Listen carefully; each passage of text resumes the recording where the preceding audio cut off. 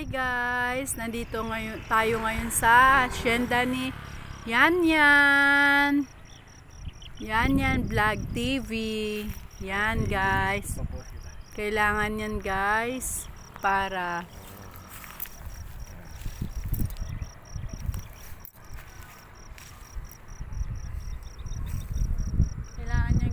kailangan natin magpastol.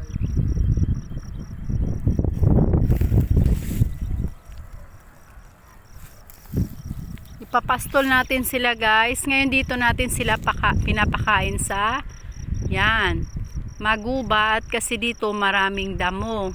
Pero mamaya onte dadalhin natin sila sa kanilang yan, sa kanilang tulugan. May kulungan yan sila guys. Pero bago ang lahat, painumin muna natin sila ng tubig. Ang tubig, lagyan natin ng asin para maraming tubig silang maiinom guys. Yan yung mga baka ni Yan Yan. Diyan tayo kumukuha ng source of income ni Yan Yan. Yan. Bye bye guys. Thank you for watching.